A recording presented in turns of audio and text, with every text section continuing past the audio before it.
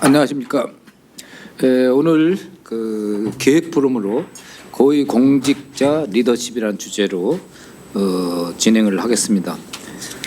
굉장히 중요한 이슈인데 지금 우리 김병조 교수님을 비롯하여 여러분들이 상당히 틈새 있게 그리고 체계 있게 연구를 한 것 같습니다. 방대한 양의 그런 발표 자료인데 가급적 1시간 내에 끝내도록 노력을 하겠습니다. 우리 김병주 교수님 그 발표 부탁드려서 큰 박수 부탁드립니다. 네, 안녕하십니까. 오늘 발표를 맡게 된 서울대학교 행정대학원의 김병주 교수입니다. 먼저 간략하게 이제 어떤 취지에서 오늘 발표인지 말씀을 드리자면 이제 여러분들 오늘이 바로 정말 앞으로 역사책에 많이 나올 날짜일 것 같습니다. 지난 딱 1년 전이죠. 되게 의미 있는 날인 것 같습니다. 지난 1년 전 계엄이 나고 지금 우리나라가 거기로부터 회복되는 과정인데 그 와중에서 시민사회, 공무원 그리고 뭐 여러 가지 공공기관이든 이 각자 우리나라의 구성원으로서 역할들이 있는 것 같습니다.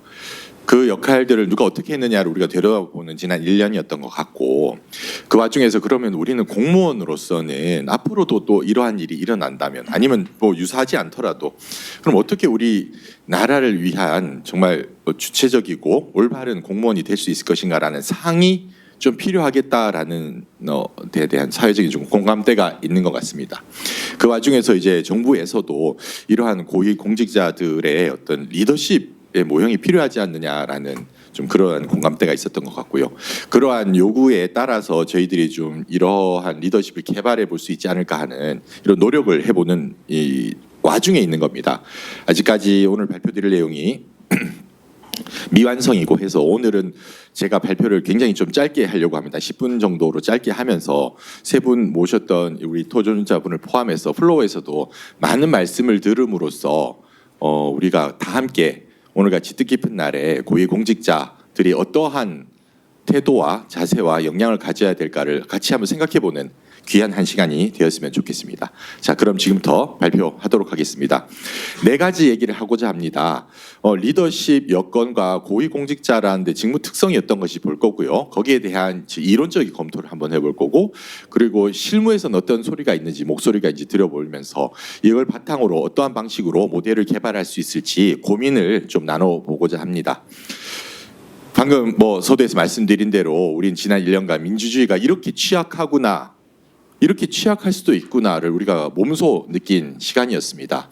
이 와중에 사실 그동안 우린 사실 MZ 세대와의 이런 얘기는 지금 생각해보면 한가한 얘기처럼 들릴 수밖에 없는 그러한 상황이었습니다. 여기에서 그렇다면 어떠한 방식의 공무원들의 리더십이 필요할 것인가? 중요한 화두로 떠올랐습니다. 그래서 새로운 공직 리더십을 모델을 개발함으로써 앞으로 좀 더 지속 가능한 고위 공무원 리더십 체계를 구축하는데 어떤 방향이 있을까 생각을 모으는 과정이 이 연구의 목적이라고 말씀드릴 수 있겠습니다. 그 와중에 좀 우리가 한두 개 키워드로 생각할 수 있는 것이 K-뷰티, K-대헌이 있다면 리더십도 K를 한번 붙여봤는데 너무 올드한지 모르겠지만 한국형 공공 리더십이 있지 않을까라는 생각을 해봅니다. 사실 그동안 많은 분야에서 K-음식, K-뷰티 다 K가 붙어서 이제 식상할 수 있지만 지금 우리는 K-리더십은 얘기할 수 있는 시기가 아닐까 싶습니다. 왜냐하면 비슷한 방식의 어떤 민주주의가 망가져가는 여러 선진국들을 우리가 보고 있습니다. 그 와중에 우리는 굉장히 빨리 그 위기로부터 극복했고 이러한 경험을 우리가 세계와 나눌 수 있지 않을까 하는 생각이 드는 것입니다. 그렇다면 어떠한 것이 기준이 될까? 헌법적 가치를 어떻게 수호할 것인가가 핵심이 되어야 하지 않을까 생각이 듭니다. 그 와중에 이제 4가지 얘기를 간단하게 말씀을 드리겠습니다. 자, 첫 번째로 이제 그럼 리더십 환경에 관한 것입니다. 리더십 이제 참 죄송합니다. 이제 4가지가 이렇게 리더십 여건에 대한 얘기, 이론에 대한 얘기, 공직 내 의견 수렴, 모델 개발에 대한 얘기를 하도록 하겠습니다. 리더십 여건에 대해서 간략하게 말씀드리겠습니다. 목적은 다 필요성은 다 아실 거고요. 여기에 대해서는 우리가 보통 어떤 이렇게 과제나 이런 것들을 하게 되면은 수합 분석이니 패스트 분석이니 하곤 합니다. 여기서 좀 저희들은 접근 방법이 좀 토픽 모델링 많이 쓰고 있는 것을 통해서 어떠한 주제들이 지금 좀 뜬다는 게 유행이라는 뜻이 아니라 이렇게 도출되었는가를 좀 살펴보았습니다. 외부 환경에서 큰 키워드로는요, 국제 정치 환경이 이렇게 미중 패권 경쟁이 심화되고 이러한 상황에서 우리는 좀 더 전략적으로 접근하는 리더십의 역량이 필요하겠다는 생각도 해보고요. 국내 정치 환경에서는 우리는 바로 또 이 진영 논리가 너무 강하기 때문에 좀 더 통합의 리더십이 필요하지 않나 하는 생각도 해봅니다. 또 국제적인 또 다른 환경이 경제 환경이 있었죠. 여기는 우리나라는 지금 다행히 다시 뭐 이렇게 주가 지수도 많이 오르고 하고 있지만 환율도 오르고 문제가 많습니다. 이런 위기를 어떻게 우리가 관리를 해나갈 것인가 또 중요한 리더십의 덕목입니다. 국내에서도 당연히 여러 문제가 있을 수 있습니다. 여기에서 단기적인 대증적 처방만 내리는 것이 아니라 중장기적으로 우리나라의 체질을 강화할 수 있는 그러한 장기적 비전을 제시할 수 있는 또 리더십의 영향도 필요하다 할 것입니다. 사회적으로도 지난 1년을 돌이켜 보면 되게 다양한 방식으로 이제 극단적인 의견들이 오가고 있습니다. 다행히도 큰 우리나라의 컨센서스는 있겠지만 그 와중에도 그러면 우리는 어떠한 식의 리더십이 필요하겠느냐, 좀 더 분권형이고 개방적으로 많은 의견들을 수렴해 나가는 그러한 역량도 필요하겠습니다. 지금 또 AI 시대입니다. 기술 환경이 다양하게 변하고 있고 이 와중에서 이런 말씀 들어보셨는지 모르겠지만 디지털 거버넌스 리더십, AI 리더십 이런 얘기도 합니다. AI 시대에 우린 그런 얘기 하잖아요. AI는 뭐 웬만한 어떤 뭐 부하 직원 혹은 뭐 조교보다 낫다. 역량은 낫죠. 그럼 이 역량이 있는 어떤 이 도구를 어떻게 쓸 것인가? 여기에 대해서 우리가 리더십이라는 걸 발휘할 수 있을까? 또 고민해 볼 수 있습니다. 또 국내적 외부 환경 중에 이제 법 제도적인 문제도 있습니다. 여기에서는 좀 급격한 변화를 지지하는 분도 있을 것이고 안정적이고 점증적인 것을 지지하는 분들도 있을 것입니다. 그 와중에서 리더십은 어떠한 덕목이 필요할 것인가, 좀 더 중립적이고 안정적인 그런 방식의 리더십도 필요하지 않겠는가라는 생각도 해볼 수 있습니다. 다행히 또 다른 이제 생태 환경 문제도 있습니다. 뭐 이러한 식으로 여러 가지 리더십 요건을 포함해 봤을 때 이렇게 다양한 토픽들이 이제 도출되었다고 볼 수 있겠습니다. 안보 위기 문제도 있고요, 인구 구조 문제도 있고요, 디지털 패러다임 전환도 있고, 입법, 정치 환경도 변하고 있고, 기후 위기와 지속 가능성 같은 큰 국제적인 아젠다도 있을 수 있습니다. 자, 국내적으로 또 가보면 이렇습니다. 뭐 지금 이제 정부적으로 봤을 때는 전략의 단절, 부처 이기주의, 경직된 문화 이런 얘기들도 문제가 있을 것이고요.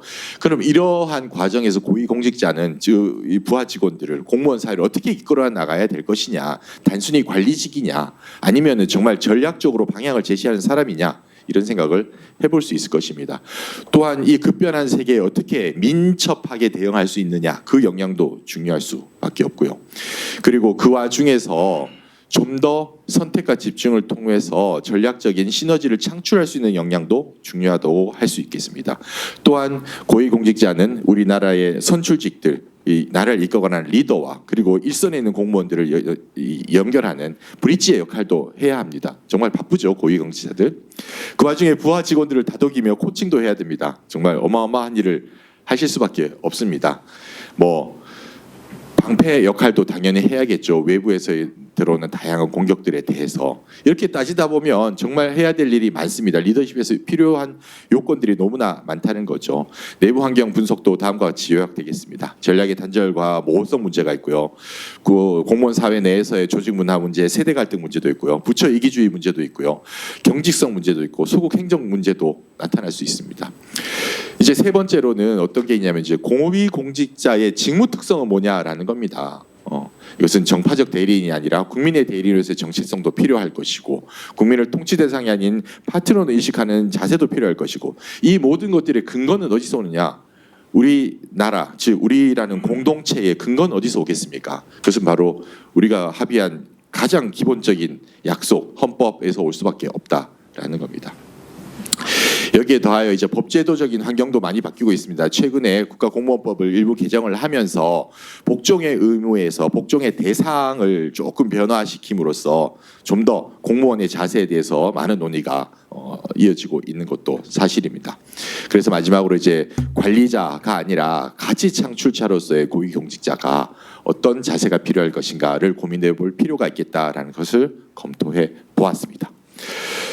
이렇게 해서 전통적 관리자가 아닌 미래형 리더로서 고위공직자의 역량에 대해서 좀 더 큰 흐름에서 살펴보았고요. 그렇다면 그게 이제 네 가지 키워드가 나올 수 있겠습니다. 헌법 가치소가 가장 마지막에 나왔지만 가장 큰 거죠. 그리고 이제 전략적 설계자의 역할, 통합적 조정자의 역할, 그리고 과학적 증거에 기반한 혁신가의 역할까지가 필요하지 않을까 합니다. 여기서부터는 제가 10분이라고 했는데 지금 시간이 막 엄청 빨리 가네요, 진짜. 자, 리더십 이론과 국내외 사례인데요. 여긴 정말 간략하게 가도록 하겠습니다. 리더십 개념과 역량 개념은 우리가 다 알고 있기 때문에 간단하게 넘어가겠습니다. 역량만 잠깐 짚으면요. 일반적으로 조직의 목표 달성이나 직무 달성을 위해서 요구되는 모든 개인의 지식, 기술, 태도 및 능력의 총합을 우리는 역량이라고 합니다. 그 역량들이 모여서 이제 그 리더십을 발휘해야 되는 문제겠죠. 전통적 리더십 이론들이 있습니다. 특성 이론, 행동 이론, 상황 이론 우리가 잘 알고 있어서 이론적인 문제는 쉽게 넘어가겠습니다. 그 외에 우리가 잘 알고 있는 이론들이 거래적 리더십에서는 보상과 처벌을 중심으로 바라보는 것, 변혁적 리더십은 구성원의 성장과 혁신에 집중하는 리더십인 거고요. 섬김 리더십은 리더가 먼저 직원과 사회를 섬기는 자세를 보여주는 것이고요. 윤리적 리더십, 진성 리더십 등 다양한 리더십에 대해서 연구가 많이 되어 왔습니다. 또한 관계 협력을 지향하는 리더십에서는요, LMX라고 리더와 구성원들 사이에 상호 작용이 굉장히 중요하다는 것도 있고요. 포용적 리더십과 공유 리더십도 최근에 주목을 많이 받고 있습니다. 여기에 더하여 최근에는 디지털 리더십 같은 새로운 이제 형태의 리더십 얘기도 논의가 많이 되고 있습니다. 이러한 리더십들이 어떤 방식으로 쓰여지는지 좀 살펴보니까요. 국내에서는 전통적인 리더십 이론을 적용만 하는 연구가 있는 게 아니라 현상을 통해서 새로운 리더십의 단초들을 발견해내는 연구도 꽤 많습니다. 예를 들면 국내 5개의 민간기업 CEO의 위기 극복 사례를 분석함으로써 이들이 어떠한 방식으로 변화를 지향하는가 를 살펴보는 연구들도 있었습니다. 그걸 통해서 위기 극복 리더십이라는 개념도 도출해 본 적도 있고요. 또 어떤 연구에서는 경영자의 헌신을 기반으로 한 수평적 조직 문화라는 차원에서의 섬기는 리더십에 대한 연구도 있었고요. 또 팀 내 멘토 같은 리더라는 의미에서 공유 리더십 같은 얘기도 제안되었습니다. 여기 보면 조금만 더 지나가겠습니다. 자, 한국의 장차관을 살펴보면서 공공부문에서의 리더십에 대한 연구도 있습니다. 여기에서는 어떤 방식으로 대외적인 위기에 대응하느냐, 변화에 어떻게 대응하느냐, 어떤 지향을 갖고 있느냐라는 관점으로 살펴보기도 했습니다. 해외에서는요, 최근의 연구 중에 하나가 이겁니다. 엔비디아의 창립자를 통해서 본 반전통적 카리스마적 리더십이라는 것도 있고요. 문제 해결 중심의 리더십도 있고요. 또 TSMC 같은 경우는 되게 가부장적인 그런 리더십도 있다라는 겁니다. 이런 다양한 리더십 모형을 가지고 우리가 어디까지 뭘 보고자 했느냐면 우리나라의 특성에 맞는 고위공직자라는 환경적 특성에 맞는 리더십의 요소들을 도출해내는 지금 작업들을 해가는 중입니다. 이제 세 번째 파트에서는 이런 이론적인 걸 봤다면 그럼 현장의 목소리를 좀 들어보려고 하는 겁니다. 지금 현장의 목소리는 아직까지 좀 우리가 연구 중이라 완성이 안 된 부분이 있어서 좀 아쉽습니다. 좀 더 많은 얘기를 보여드리고 싶었지만 저희들은 지금 준비 중인 것이 국민 설문과 공무원 설문을 지금 준비 중에 있습니다. 이게 다다음 주쯤이면 런칭이 들어갈 건데 두 가지 얘기를 하고자 합니다. 여기서 살펴보고자 하는데요. 이 인식의 문제이기 때문에 고위공직자가 실제로 어떠한 방식의 리더십을 보여주느냐라는 파트가 있고 또 하나는 그런데도 불구하고 갖춰야 하는 어떤 부분이 중요하다고 생각하느냐에 대해서 부하 직원인 공무원들의 생각과 국민들의 인식을 좀 나중에 조사를 해볼 것입니다. 거기에 더해서 인터뷰는 좀 진행되었습니다. 실제 고위 공무원들 자신들은 현재에서 어떻게 느끼느냐를 봤는데요. 인터뷰를 좀 해봤습니다. 리더십 구성 요소 중에서 가장 부족한 요소는 뭐고 중요한 요소는 뭐냐라고 한번 여쭤봤습니다. 그걸 어떤 방식으로 여쭤봤냐면 기존에 있는 이 리더십에서 도출된 중요한 측면들을 가지고 하나씩 여쭤봤는데 결과가 이렇게 다양하게 나옵니다. 근데 이렇게 얘기되면은 복잡하니까요. 이걸로 보시면 될 것 같습니다. 자, 여기 있는 것이 가로축은 얼마나 중요하냐, 리더십 요소 중에 얼마나 중요하냐입니다. 오른쪽으로 갈수록 더 중요하다는 거고요. 세로축은 실제로 고위공무원들이 어떠한 역량을 얼마나 가지고 있느냐라는 거, 충분히 가지고 있다, 아니고 있다인데 색깔은 바로 요 5가지입니다. 진정성 있는 리더십은 빨간색으로 한번 색칠해봤고요. 공유 리더십은 노란색, 섬기는 리더십은 초록색, 포용적 리더십은 하늘색, 윤리적은 보라색으로 해봤더니 패턴이 이렇게 나오는 겁니다. 자, 역량 수준이 충분히 갖춰져 있다고 판단되는 요소들이 그렇게 많지는 않습니다. 이건 고위공직자들 본인들께서 판단하신 내용이고, 중요하지만 실제로 부족하다고 판단하는 부분이 꽤 많은 것 같습니다. 개발과 멘토링, 지원과 배려라는 부분도 필요하고요. 리더의 자아인식도 좀 더 필요하다는 생각도 많이 합니다. 하지만 중요성에 대해서 크게 판단하지 않지만 역량 수준이 좀 상대적으로 좀 낮은 것들도 있습니다. 수평적 조직 문화, 권한 부여, 그다음에 관계적 투명성, 이런 부분들은 좀 역량이 아직까지 좀 낮다라고 판단이 되는 부분이 있습니다. 요것과 비슷한 프레임으로 우리는 국민 설문조사와 또 공무원 한 500명을 대상으로 한 설문조사를 하여 이 세 가지를 좀 비교함으로써 실제 현장에서 느끼는 인식이 어떤지를 한번 분석을 향후 추가적으로 할 예정입니다. 이런 마지막으로 이제 현재까지 내용이 아직 미완성이라 모델이 완벽히 개발되진 않았지만 모델을 어떤 방식으로 개발하고자 하는지에 대해서 좀 설명을 드리겠습니다. 그리고 향후에 많은 말씀을 듣고자 합니다. 공직 리더십, 특히 고위공직자의 리더십을 위해서 우리는 어떠한 관점, 어떠한 리더십이 중요하다도 있겠지만 리더십 모형을 만들 때 그 모형이 타당하냐 아니냐라는 것도 또 중요한 판단 기준일 것입니다. 그럼 어떤 기준을 가지고 그 도출된 모델이 타당하냐를 보냐라면요, 뭐 헌법 가치와 공직 지향성을 충분히 반영하였는가, 또 그냥 일반적인 CEO의 리더십이 아니기 때문에 고위공직자의 직무 특성을 반영한 리더십 모델을 도출하였는가, 또 AI 대전환 등 시대적 이 상황을 반영한 그런 모델을 도출하였는가, 윤리적 가치와 국민 신뢰를 반영하였는가, 또 변화하는 조직 문화를 반영하였는가, 이 5가지 관점을 가지고 향후에 좀 판단을 해보려고 합니다. 그렇게 해서 이제 저희가 지금 생각하고 있는 것이 이런 정도의 모형입니다. 가장 코어에는 헌법 가치를 수호하는 역할이 가장 클 것이라고 생각됩니다. 그리고 이것을 둘러싼 3가지 큰 카테고리, 영역은 성과와 변화 지향, 그리고 AI에 대한 대응입니다. 2번째로는 관계와 포용, 협력의 리더십이고요. 3번째가 학습과 역량 개발과 팔로우십을 촉진하는 리더십이 될 것입니다. 이런 3대 리더십 영역을 저희들이 좀 생각을 하고 있고, 그 외부에 있는 이제 세부적인 역량군은 이제 아직 좀 더 개발을 해야 되는 초안 단계라고 말씀드릴 수 있겠습니다. 그래서 요 얘기를 뭐 좀 풀어서 한 얘기가 된 얘기인데요. 핵심 가치는 공익과 헌법 가치를 준수하는 것이고, 3개 리더십 영역 중에 첫 번째는 성과, 변화, AI 리더십이고요. 여기에서는 성과 창출, 변화에 대한 대응, 디지털 전환을 주도할 수 있는 리더십이 핵심 여건이 될 것입니다. 2번째 영역인 관계 포용 협력 리더십 같은 경우는 네트워크 조정자, 조직 신뢰 관리자로서의 역할이 강조가 될 것이고, 마지막 3번째로는 조직 학습, 역량 개발, 팔로우십 리더십에서는 구성원의 역량을 체계적으로 개발하는 데 도움을 줄 수 있는 그런 리더가 되는 것이 중요하겠다. 이런 식으로 저희들이 지금 무대를 준비를 하고 있습니다.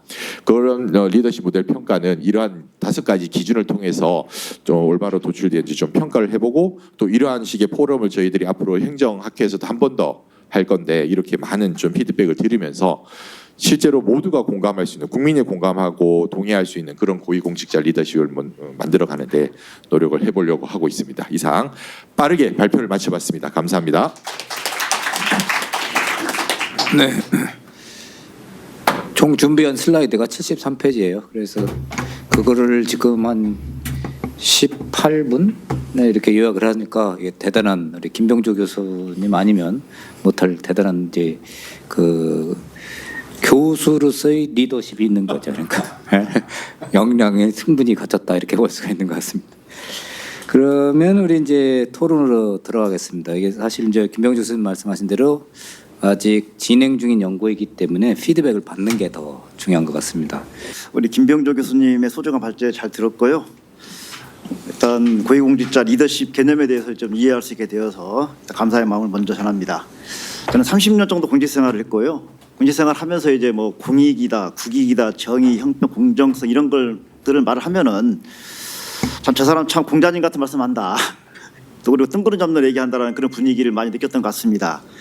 지금도 이제 우리 많은 고위공직자들을 만나면서 얘기를 하다 보면은 공익 마인드 같은 것이 굉장히 중요한데, 기업가적 마인드, 또 경영 마인드가 훨씬 더 이렇게 중요하지 않느냐라는 그런 얘기들을 상당히 많이 듣고 살아왔던 것 같고요. 그래서 제가 이제 그 30년 공직생활을 좀 정리를 해보면은 기본적으로 공공성이나 또는 공적 가치나 이런 부분들이 약화되면서 좀 실종이 되는 그런 시대가 아니었는가라는 그런 반성을 좀 해봅니다. 그래서 저는 사실 공직생활 내내 이제 정부나 공공 부분 같은 경우는 이제 공익을 추구하고 공익 마인드가 필요하다는 그런 개인적 신념은 저는 가지고 있고요. 근데 이제 항상 이 경영 마인드 어떻게 조화시킬 것인가에 대해서 상당히 고민이 많았었는데 퇴직해서 보니까 이제 적어도 고위공무원들은 철저히 좀 국익과 공익 마인드로 무장을 해야 되고 또 공공 영역을 지켜나가야 한다라는 그런 생각을 하게 됐습니다. 그래야 국민들도 좀 안심하고 정부를 믿고 한다라는 걸 알게 되었고요. 그래서 저는 이제 이 연구에서 리더십의 어떤 핵심 가치로 공익과 헌법 가치를 내세운 것에 대해서는 아주 의미 깊다라고 생각합니다.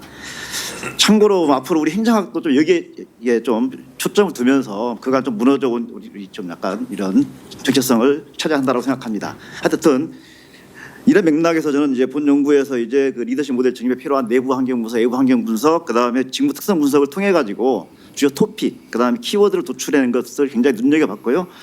그러면서 또 이제 그 미래 리더 조건으로서 전략적 설계자, 통합적 조정자, 증거 기반 혁신가, 헌법가치 수호자를 이끌어내는 것도 아주 시적절했다고 저는 평가를 합니다. 특히 이제 그 부분에서 저는 이제 정권의 대리인이라는 것에서 좀 국민의 어떤 대리인 그리고 헌법 수호자라는 거 전화를 해야 된다라는 그 문구를 정말 수없이 읽으면서 한번 제 군직생활에서 만난 저를 포함한 다양한 이제 우리 선배 동료 후배들 리더십을 한번 생각을 해봤습니다.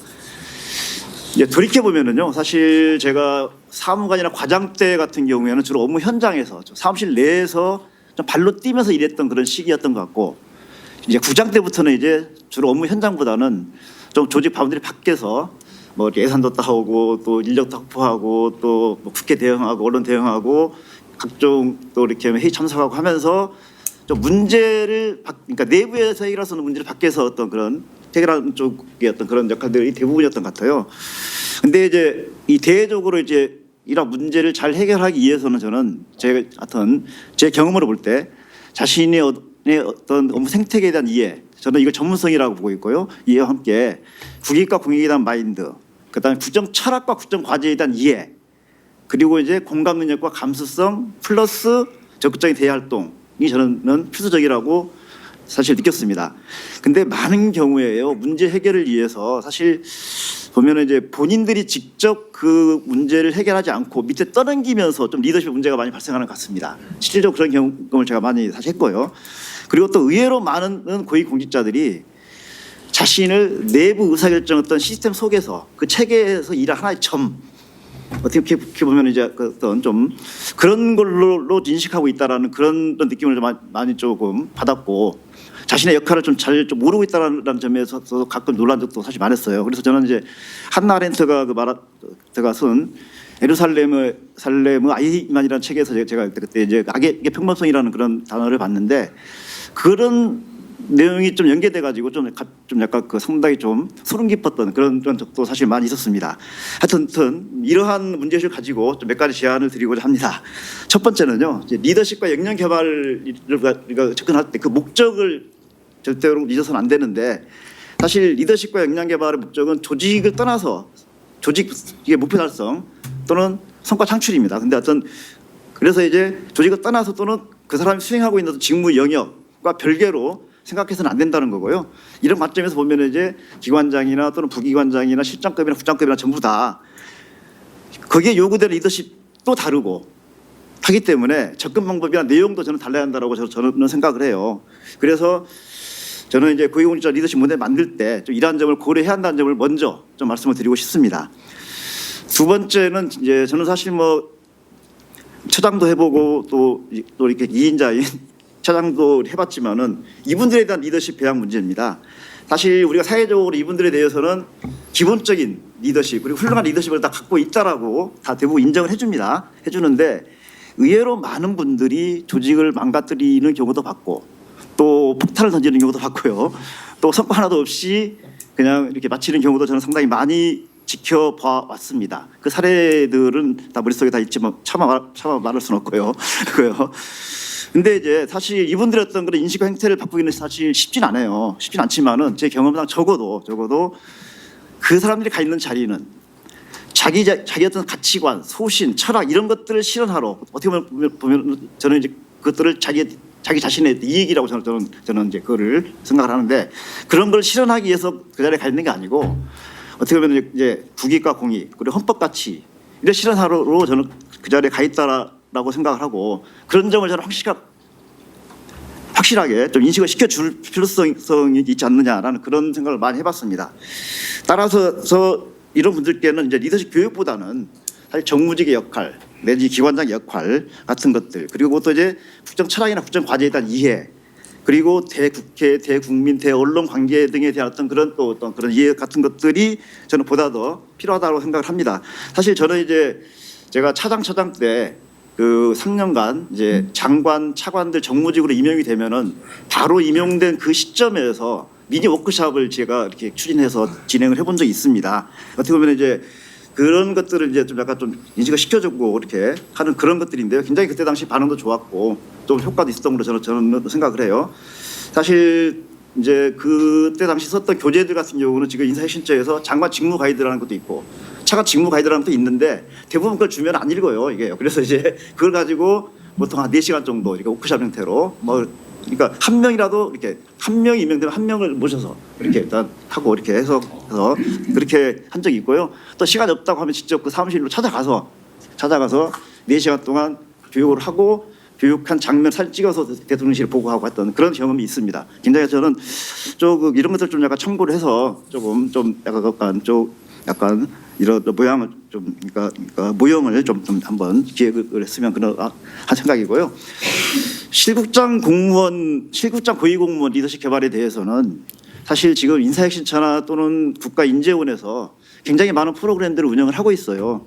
지금 우리 서울대 행정대학원의 디플전 과정이라는 것도 있고요. 그래서 이런 이탁교육 과정이 거의 한 뭐 대여섯 개가 현재 지금 운영이 되고 있는데 대부분의 실국장들은 대부분 다 이 교육 과정들 한 번씩 이수를 합니다. 대부분 다 이게요. 하는데 문제는 뭐냐면은 하여튼 이 프로그램 국가 리더를 양성하는 그런 교육 프로그램인데 문제는 뭐냐면은 이 프로그램이 국가 핵심 리더를 양성하는 그런 큰 틀 속에서 그게 기획되거나 관리되지 못하고 있다라는 그런 측면을 저는 좀 지적을 하고 싶어요. 그래서 저는 이제 이 연구 용역이 굉장히 전 중요하다고 보는데 그래서 뭔가 이제 그런 분들한테는 정말 시대와 사회와 사람을 바라보는 어떤 안목, 눈을 키워주면서 좀 문제 해결 역량, 비전 제시 역량, 책임의식 이런 것들을 심어줘 줘야 한다고 저는 봐요. 그래서 저는 이제 사실 현실적으로 제가 보면 실국장들이 의외로 자신의 역할을 생각보다 또는 기대보다 잘 못하는 경우가 사실 많잖아요. 이게요. 많은데 저는 이런 이탁 교육 프로그램 같은 걸 통해서 적어도 일단 여기서 이제 아직은 정립이 안 됐다고 하지만은 핵심 가치라 또는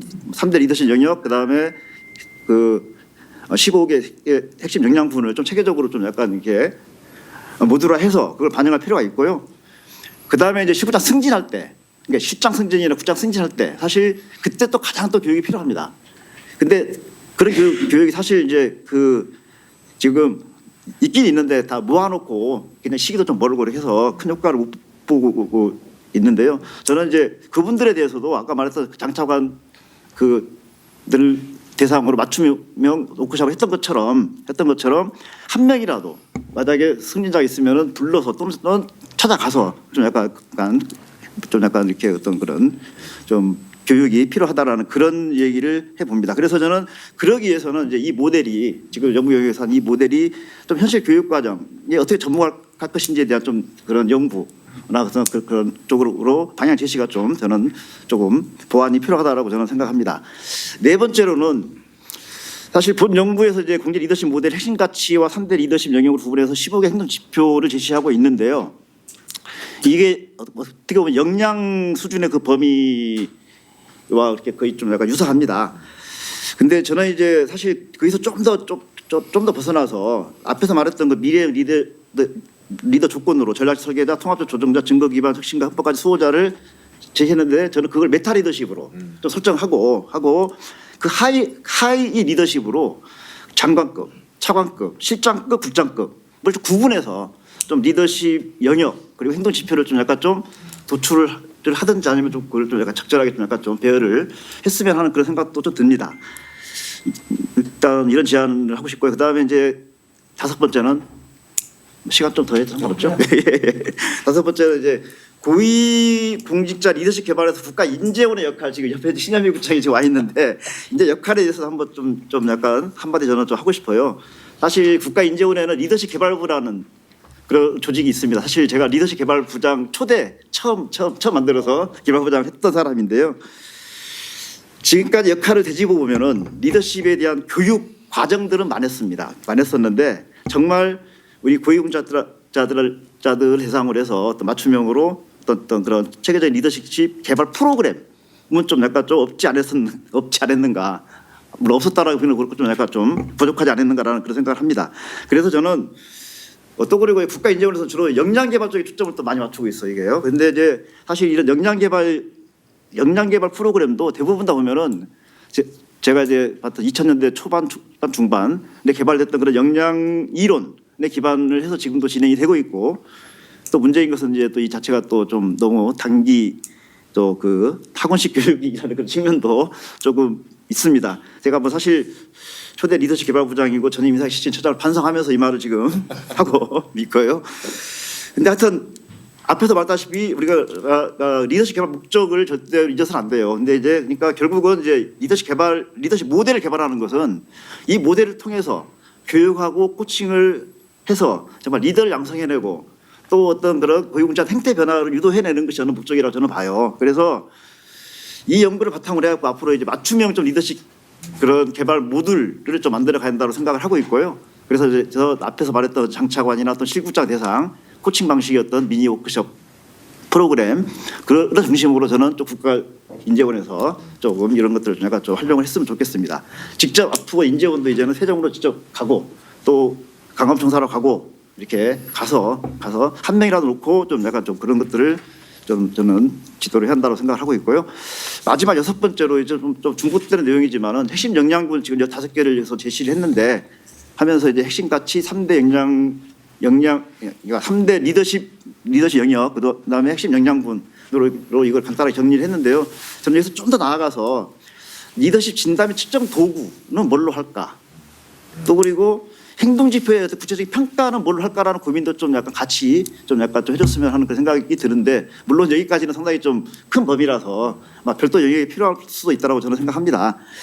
하여튼 지금까지 우리 정부에서는 대부분 역량 개념에 초점을 두고 개인의 역량 개발과 평가에 큰 관심을 두고 제도로 운영 서게온 측면이 있는데 이렇게 하다 보니까 사실 역량 평가나 역량 개발에 초점 맞추다 보니까 이제 공공성, 공익 마인드, 공적 가치 이런 부분들은 평가수 높고 해서 자연스럽게 뒤로 쳐집니다. 그래서 그것이 빠져 있고요. 아예 그 부분에 대해서는 일단 교육 과정 속에도 포함이 안 돼 있어요. 이게 그래서 저는 이런 걸 볼 때 우리 정부와 공공 부분에서 그거 안쪽 관리자들을 공공 리더로 양성하려는 어떤 그런 제도가 좀 약간 좀 미비되지 않았느냐라는 그런 생각을 해보면서 진짜 이 연구 성과물이 좀 앞으로 좀 많이 저는 활용될 수 있기를 기대합니다. 그리고 참고로 제가 또 이제 고위공직자들에 대한 어떤 그런 역량 평가나 역량 교육은 있는데 리더십 영역에 대한 평가 진단 이런 부분도 사실 없어요. 제가 옛날 참여정부 때 이제 정무직 평가에 대한 모델을 만들어서 한번 시행을 해본 적이 있었는데 그때 너무 그걸 우리가 좀 약간 좀 정치하게 만들어서 하다 보니까 좀 실패했다고 저는 평가를 하는데요. 좀 이제는 좀 약간 좀 고위 공직자, 그러니까 적어도 기관장이나 정무직들에 대한 어떤 그런 다면 평가, 주기적인 다면 평가는 좀 필요하다고 저는 생각합니다. 왜냐하면 이 다면 평가가 의외로 보면은 이게 러프하지만은 방향도 잘 제시가 되고요. 그 사람에 대해서 좀 약간 좀 정확하게 지금 판단할 수 있는 그런 툴이라는 거를 저는 많이 제 경험상 좀 그거 느끼고 있습니다. 하여튼 그래서 저는 이런 다면 평가도 한번 그런 방식도 한번 제안을 해 보면서 일단 제 토론을 마치려고 하는데요. 하여튼 마지막으로 하여튼 이게 오늘 리더십 개발에 적극 이렇게 참여해 주시는 우리 김병조 교수님과 연구자분들께 경의와 감사를 드리고 또 본 연구를 바탕으로 다양한 교육 과정을 개발해서 고위공직자를 대한민국 리더로 형성하고자 노력하는 국가인재원 역할도 기대하면서 토론을 마치도록 하겠습니다. 감사합니다. 김우호 전 처장님께서 연구에 대한 제언뿐만 아니라 국가공무원 인재개발원에 대해서도 많은 제안을 주셔가지고 어깨가 무겁습니다. 저도 오늘 발표하신 고위공직자 리더십 모델 개발 연구에 대해서 좀 몇 가지 의견을 드리도록 하겠습니다. 지난 7월에 대통령님께서 저희 국가공무원 인재개발원을 방문하셔서 당시 5급 공채과정 교육생인 신임 관리자를 대상으로 해서 국민주권 시대 공직자의 길이라는 주제로 특강을 하셨습니다. 이제 공직에 첫 발을 내딛는 신임 사무관들에게 공무원의 1시간은 5,200만 시간의 가치가 있다. 공무원의 권력은 천지개벽을 일으키는 파초선과 같다라고 말씀을 하셨어요. 파초선이란 서유기에 등장하는 부채로 폭풍을 일으키는 전설의 부채잖아요. 그렇게 표현을 하시면서 공직이라는 자리의 무게와 사회적 책임을 강조하셨습니다. 그런 관점에서 보면 대한민국 정부의 고위 공무원의 역할이나 사회적 영향력, 역사적 책임성은 얼마나 큰지 가늠하기조차 쉽지 않다고 생각을 합니다. 또 인사혁신처와 국가공무원 인재개발원에서 고위공무원에 대한 리더십 교육과정을 마련해서 운영을 하고 있고, 앞서 김호 전 처장님께서 말씀 주신 것처럼 서울대학교를 비롯해서 여러 교육기관에서 리더십 교육과정을 분산해서 운영을 하고 있습니다. 또 고위공무원 후보자인 과장급을 대상으로 해서도 역량평가를 받기 전에 그들이 역량을 갖추었는지를 평가하고 승진에 반영하고 있습니다. 그리고 또 공직 가치에 대해서도 인사혁신처가 9개의 요소로 분류해서 체계를 마련했고요. 그 공직 가치에 대해서는 전체 공무원을 대상으로 해서 다양한 방식의 온라인, 오프라인 교육을 실시하고 있습니다. 물론 그 각각의 교육 과정이 얼마나 효과적인지 또 공직 가치가 얼마나 내재화되고 있는지는 변론으로 하고, 일단 교육 과정은 다양하게 마련을 하고 있다는 말씀을 드립니다. 그런데 이제 급변하는 행정 환경 속에서 이러한 교육이 바람직한 리더를 길러내는데 효과적인지에 대해서 공무원 인사를 담당하고 있는 인사혁신처뿐만 아니라 인재개발원에서 어떻게 보면 스스로 반성적인 성찰을 하면서 이번에 김병주 교수님을 모시고 또 여러 전문가분들을 모시고 공공 리더십에 대한 연구를 시작하게 되었습니다. 그리고 오늘 그 중간 연구 결과를 함께 공유를 하고 있습니다. 그간의 대내외 환경이나 여러 리더십 이론, 그리고 공무원의 직무 특성을 도출하기 위해서 많은 노력을 기울이신 걸로 보이고요. 또 고위공무원들을 대상으로 한 인터뷰를 통해서 고위공무원들의 인식도 좀 잘 알 수 있었던 것 같습니다. 그리고 향후에 대국민 설문조사를 하시기로 예정되어 있다고 하셨는데, 그렇게 되면 더 많은 좋은 결과를 담을 수 있을 거라고 생각이 됩니다.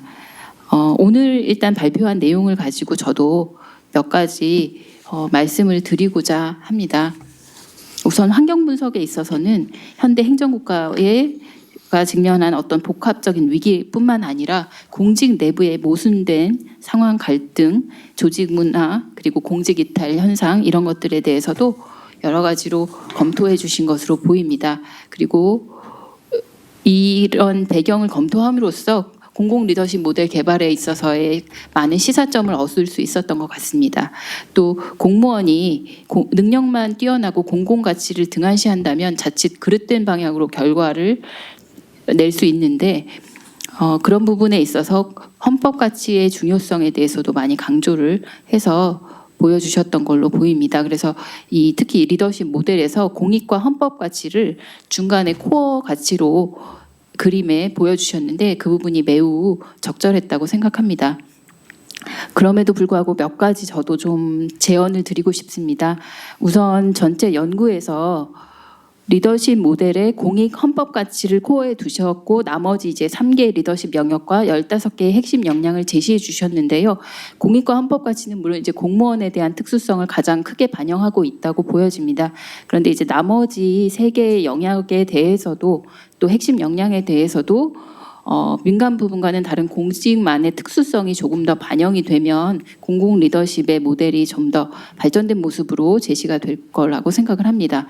다음으로 관계 영역에 있어서 공무원의 대외 관계에 관한 부분도 있고 공직 내 리더 팔로워의 관계도 같이 포함을 한 걸로 보입니다. 그래서 물론 이제 두 가지 역할이 다 소통이나 존중, 신뢰 같은 요소들을 중요하게 생각한다는 점에서는 유사한 측면이 있긴 한데, 또 조직의 내부 관리 부분은 다른 조직 학습의 영역에 함께 포함해서 수평적인 소통과 조직 문화 개선도 반영이 되면 더 좀 공무원 입장에서는 명확하게 이해할 수 있지 않을까 생각이 됩니다.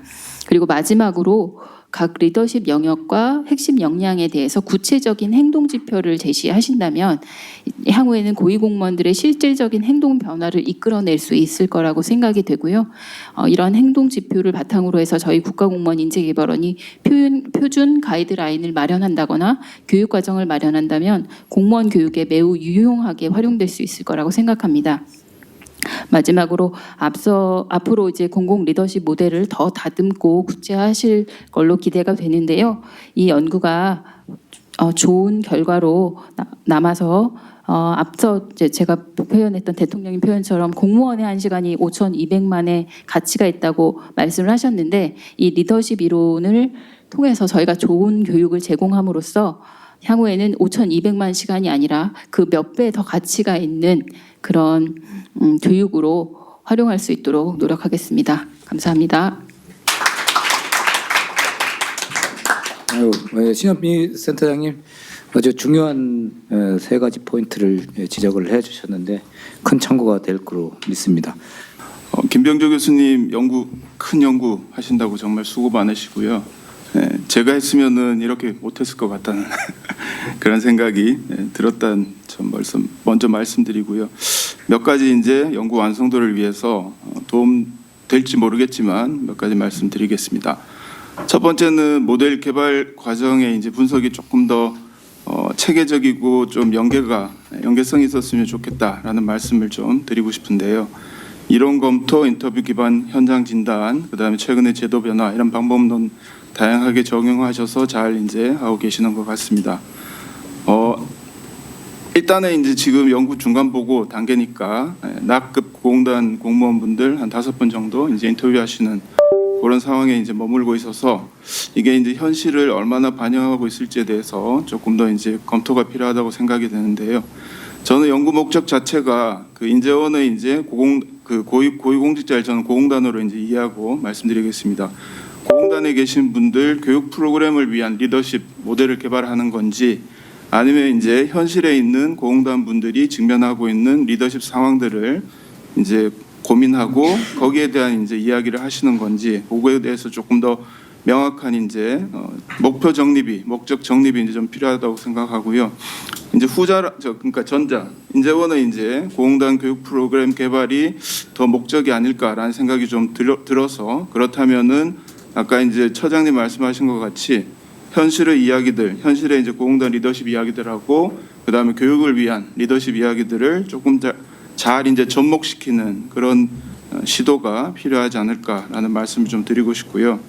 그다음에 5개 리더십 유형, 그다음에 뭐 하위 역량군 핵심 가치 3대 핵심 가치 3대 리더십 영역, 그다음에 15개 핵심 역량군 이런 것들이 이제 선정하고 구분하는 그런 기준이나 또는 근거 이런 것들도 제가 보고서를 다 보지 못해서 슬라이드로만 이제 판단을 하면 충분히 이제 제시되어 있는 것 같지는 않다라는 생각이 들어서 그런 부분에 대한 말씀을 좀 설득력 있게 이제 해주시면 더 좋을 것 같고요. 그다음 아까 이제 그 국장님도 말씀하셨지만 5개 리더십 유형들이 기존에 이제 많이 언급이 되었던 그런 리더십 유형들이라서 조금 더 이제 새로운 것들이 발굴될 수 없을까라는 고민도 필요하겠다라는 말씀을 드리고 싶습니다. 두 번째는 그 고공단의 역할에 대한 사전적인 검토도 좀 필요하지 않나라는 생각이 좀 들었는데요. 예전에 제가 이제 국가리더십연구센터에서 고위공무원단 대상으로 설문조사를 이제 좀 진행을 했었거든요. 거기에 이제 3번에 나와 있는 그런 내용들인데 지금 우리 고공단이 한 1,500명 이상 이제 계시는 걸로 알고 있는데 그분들에 대해서 이제 서베이를 저희가 한 2번 정도 이제 진행을 했습니다. 그래서 제가 한여름에 리스트를 갖고 전화를 다 돌리거든요. 저희가 이제 업체를 통해서 그거 설문 좀 이제 해달라고 이제 위탁을 하고, 근데 이제 그분들이 조사를 해서 이제 회수를 해보시면은 한 8,90부, 1,500명 중에 한 8,90부 정도 이제 회수가 됩니다. 그럼 제가 이제 여러 명 앉아서 책상에서 계속 전화 돌립니다. 아는 국장님, 실장님들한테 전화 돌리고, 그다음에 이제 비서분들한테 전화 돌려서 겨우 이제 더 수집하면 한 10% 정도 회수됩니다. 한 많으면 150부. 그럼 저희는 그 정도만 해도 엄청 많이 이제 회수했다라고 이제 생각을 했는데 어쨌든 그 연구를 하기 전에 이제 저희가 살펴본 게 거기 적혀 있듯이 허들스톤이라는 사람이 이제 공공단 역할에 대해서 정치적 도구, 부처 전문가 그룹, 조직 관리자, 정책 엘리트 집단 뭐 이런 식으로 이제 네 가지로 이제 유형화한 그런 이제 연구들이 있더라고요. 그래서 이제 저희는 그걸 토대로 현실에 이제 공공단 분들이 이런 역할들을 이제 하시는 것에 대해서 질문을 구성해서 본인이 이제 그런 걸 어떻게 생각하시는지, 그다음에 실제로 이제 어떠신지, 아까 이제 인식의 갭을 말씀하셨으니까 그런 것들이 이제 연구도 서베이로 이제 조사를 했었는데 그런 것들도 이제 이 모델을 구성하시는데 조금 참고를 하시면 좋지 않을까 하는 말씀을 드리고 싶고요. 세 번째는 핵심 가치로서 공익 헌법 가치 이제 설정을 하셨는데 저는 굉장히 적절한 그런 이제 선정이라고 생각합니다. 국장님도 말씀하셨지만 저희 연구에서도 21년, 22년 공단 분들에 대해서 이제 서베이 했을 때 아까 말씀드린 이 네 가지 이제 역할 중에서 이분들이 가장 중요하게 이제 말씀하셨던 거는 공익을 적극적으로 판단하고 구현하는 일, 이게 이제 본인들이 하시는 가장 중요한 일이라고 이제 응답을 이제 하셨거든요. 물론 이제 다른 응답 중에는 이제 국정 과제를 수행하는 뭐 이제 그 역할 뭐 이런 것들도 이제 있기는 있었는데 어쨌든 우리 공공단 계시는 분들은 공익을 적극적으로 판단하고 구현하는 일을 가장 중요한 이제 본인들의 역할로 인식을 하고 계신다는 것들이 저희 연구에도 이제 확인이 되어서 공익과 헌법 가치 이런 것들을 이제 핵심 가치로 설정하는 것은 굉장히 적절하다라는 말씀을 이제 드리고 싶고요. 마지막으로 저는 이제 리더십이 단기간에 교육만으로 이제 길러지는 거냐에 대해서는 뭐 물음표가 있듯이 의문이 많은 그런 사람입니다. 물론 이제 이 교육이 당연히 이제 필요하고 아까 차장님 말씀처럼 이제 OT 같은 것들도 충분히 이제 진행이 되어야 될 겁니다. 그 저희 리더십 센터에서 이제 젊은 공무원분들 중하위직 이제 뭐 과장급 이하죠. 서기관, 사무관, 주무관에 계신 분들이 이제 한 40-50명 정도 선정해서 매년 이제 이분들 인터뷰하면서 리더십 길러 가시는 과정들을 이제 트래킹하고 있는데 가장 중요하게 이제 발견한 점은 과장이 되기 전까지는 본인이 리더라는 생각을 전혀 못 하신다는 겁니다. 리더십에 대한 개념이 전혀 없으십니다. 이런 식으로 이제 과장이 덜컥 되셨는데 리더십이 이제 그 단기간에 이제 길러질 거냐? 이건 뭐 거의 기대할 수 없는 일들이죠. 5급 공채 이제 입직하면 처음 받는 교육이 신임 관리자 과정인데 관리자라는 이제 이름을 붙이는 거는 이분들을 이제 그래도 리더로 보겠다라는 뜻을 담고 있는 걸로 이해할 수 있는데 전혀 본인들을 리더라고 이제 생각하지 않으십니다. 그래서 이제 이런 것들이 이제 저는 리더십 교육의 이전에 직장에서 일을 하시면서 많이 이제 좀 변화되어야 되는 그런 부분이라고 이제 생각을 하고요. 이런 변화들을 통해서 리더십에 대한 개념들을 그다음에 리더십에 대한 이제 필요성, 이해도들을 이제 주니어 때부터 계속 이제 빌드업해가는 그런 노력들이 이제 필요하지 않을까 생각을 합니다. 옛날에 저희가 이제 그 한평에서 나비 축제 성공시킨 삼선하신 한평 군수님 이제 센터에 모셔서 인터뷰를 포럼을 진행한 적이 있는데 이분이 이제 어떻게 이 나비 축제를 그렇게 성공시키셨냐라고 이제 여쭤보니까 하신 말씀이 직원들한테 늘 이런 말씀 하신답니다. 본인 하는 일에 있어서는 한평 군수라고 좀 생각하고 적극적으로 좀 해주셨으면 좋겠다라고 계속 이제 직원들한테 부탁하셨다고 이제 하시더라고요.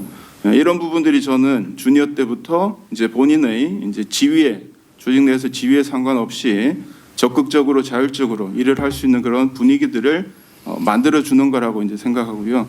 이런 것들이 이제 자연스럽게 리더십을 이제 함양해가는 그런 단초가 되지 않을까 그런 말씀을 마지막으로 드리겠습니다. 네, 이상입니다. 특히 마지막 포인트에서 사실은 리더가 자기가 리더라고 인식을 못한다는 거 그게 참 중요한 저건 것 같아요. 우리가 학생들한테도 니들이 교수라고 생각해서 해라 그래도 잘 못하더라고요. 그러니까 더 못하는 건 사실인 것 같은데 지금 김병조 교수님 발표한 거 보면 너무 범위가 일단 넓은 것 같아요. 장차관서부터 시작해서 다 한 것 같은데 우리 인재개발원이나 우리 이수영 교수님 말씀드리면 현재 고공단 그쪽이 핵심이 아닐까 보거든요. 그래서 여기 이제 방청객들 많이 계신데 우리 김윤주 교수님 지방 공무원도 되게 역량이 뭐 떨어진다는 소리 좀 있는데 어때요?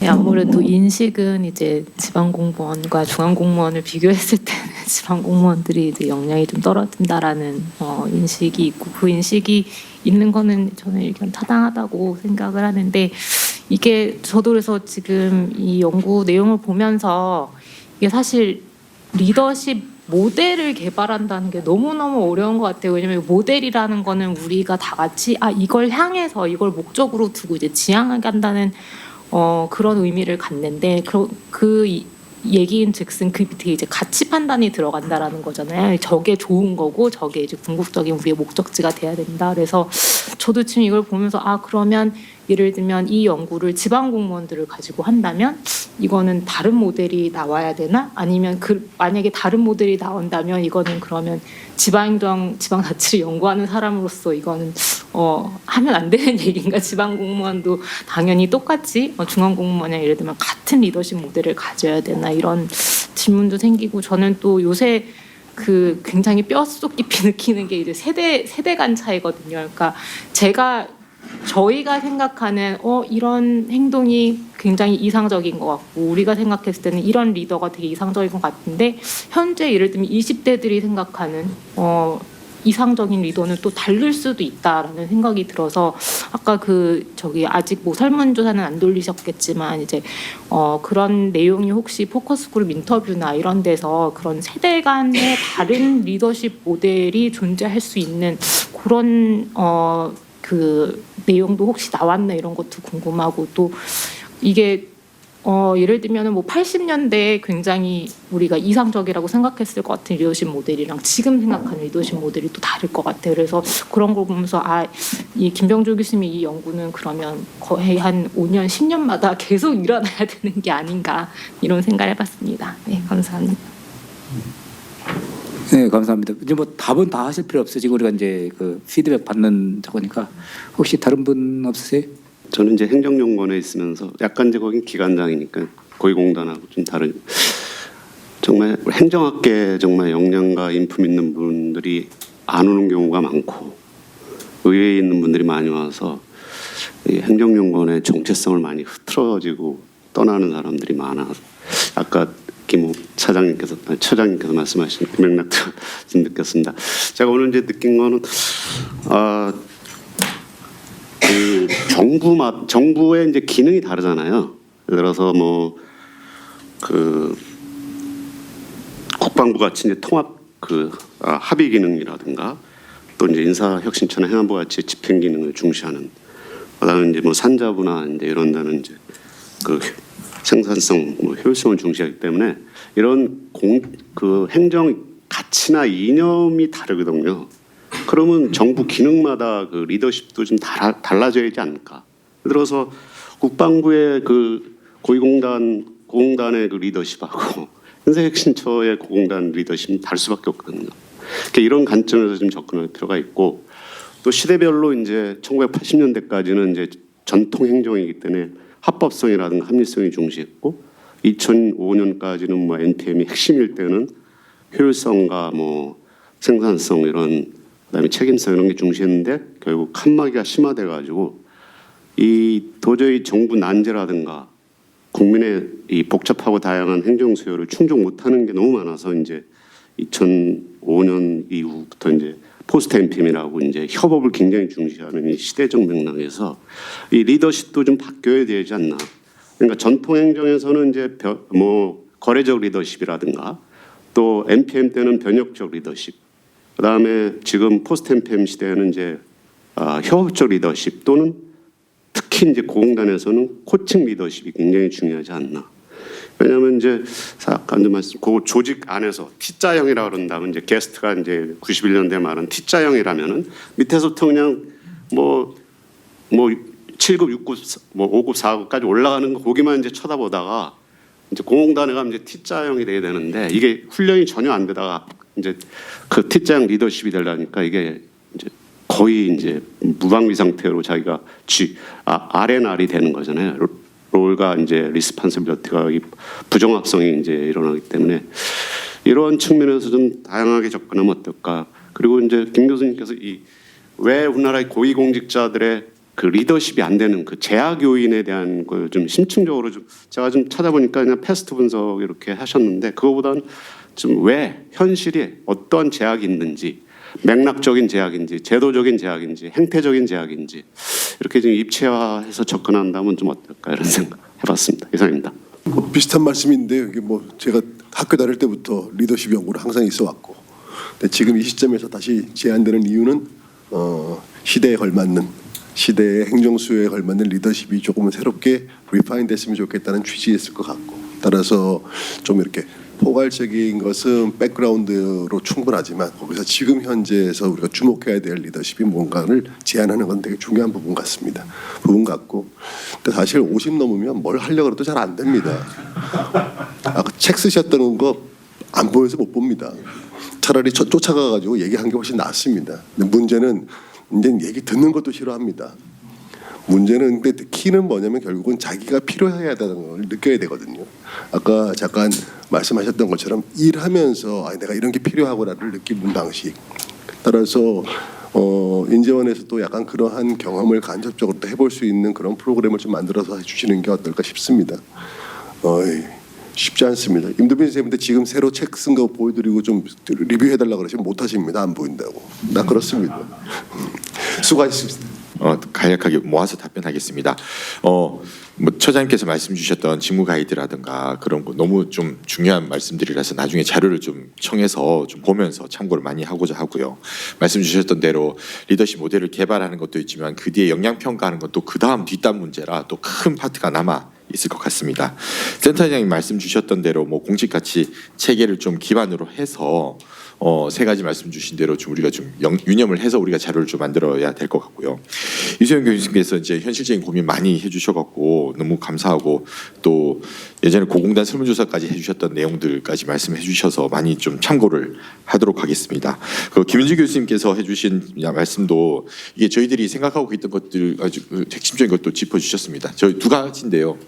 리더십 모델을 개발한다는 것은 탑다운이어야 될까요? 바텀업이어야 될까요? 이게 정당성 어디서 나올까요? 리더십 모형을 연구진 서너 명이 글을 쓴다고 이게 우리나라가 리더십으로 받아들여질까요? 이게 고민의 출발점입니다. 그래서 당연히 이론적인 근거도 있어야 되지만 국민적인 공감대도 좀 필요해서 그런 점들을 저희가 함께 고민하고 있습니다. 김인권 박사님께서 주신 말씀도 사회적 가치를 변화하라, 변화의 방향을 좀 반영하라는 말씀도 잘 감안해서 말씀드릴 것 같고요. 최종적으로 이건 것 같습니다. 고위공직자 리더십 뭔데 단 한 글자로 대답해보자라고 생각한다면 뭐 고위공직자는 어떤 사람이어야 될까요? 조정자일까요? 아니면 뭐뭐의 수호자, 혁신가, 관리자? 그러니까 다 중요하죠. 중요한 거 따지면 책 한 권도 씁니다. 근데 한 글자로 뭐냐? 인 것 같은데 그동안은 뭐 혁신가 뭐 이런 쪽이었다면 지난 1년간 우리 사회에서 많이 변한 것이 이제 수호자의 역할도 중요하다는 말씀이신 것 같습니다. 그래서 오늘 토론해 주신 세 분 모두 다 강조하셨던 지점들이 헌법 가치를 강조하는 것에 대한 아주 긍정적인 말씀을 주셨고 공통으로 주신 두 가지 말씀은 명심하겠습니다. 첫 번째로는 저희들이 지금 이제 초벌로 낸 것들이 좀 기존 이론과의 차별성을 명확히 하라는 점, 그리고 두 번째 도대체 이 리더십 모델이 무엇을 목적으로 하는 것이냐라는 점 두 가지 잘 명심해서 하도록 하겠습니다. 오늘 말씀 감사합니다. 사실 전 이거 들으면서 잘 모르겠더라고요. 뭔 얘기를 하는지 솔직히. 근데 도움을 드리려고 해서 근본적인 것부터 좀 고민을 해야 될 것 같은데, 가치관하고 리더십하고 역량하고 그렇게 하이라키컬한 관계가 있을까? 가치관은 내가 뭐 옳다 그러다 뭐 생각하는 거고요, 그죠?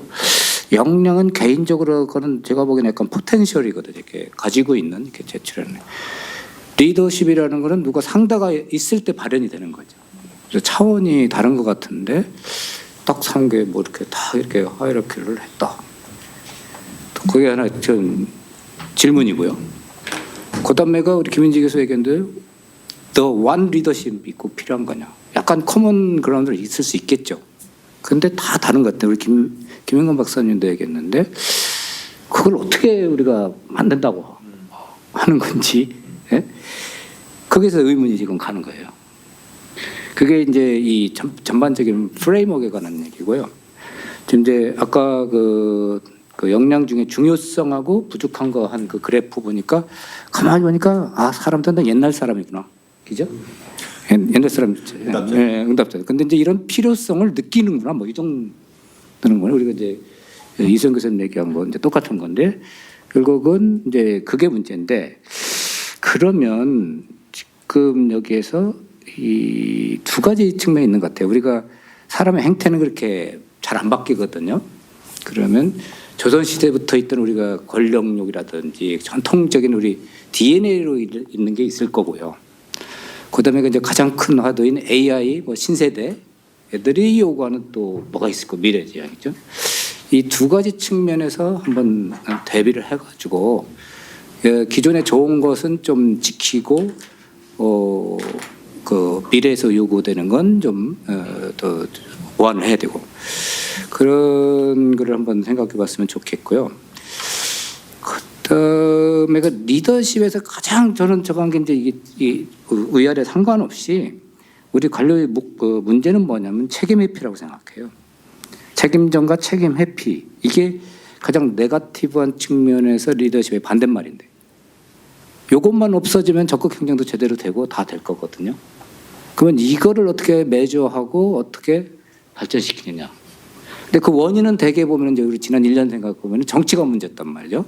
정치적 중립성의 얘기인데 그러면 이제 똑같은 얘기가 벌어질 겁니다. 뭐 맨날 그렇게 뭐 구태타 맨날 일어나는 거 아니니까 이제 그 기관장이 딱 오면은 기관장이 도대체가 좀 뭐 합법과 불법과 왔다 갔다 하는 데서 자꾸 막 속색인다. 그럴 경우에 이제 이거 어떻게 해야 되냐 이런 얘기가 되거든요. 예? 그럴 때 책임 회피를 어떻게 하냐.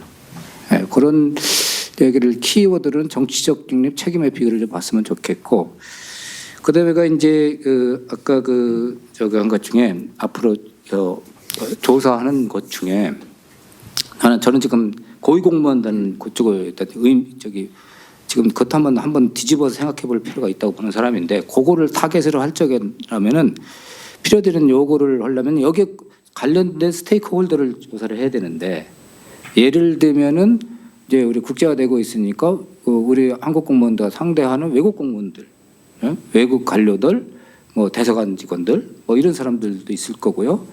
그다음에 그 가장 중요한 게 관료제 내부의 MZ 세대들, 그 얘들 파트너가 돼야 되는 사람들,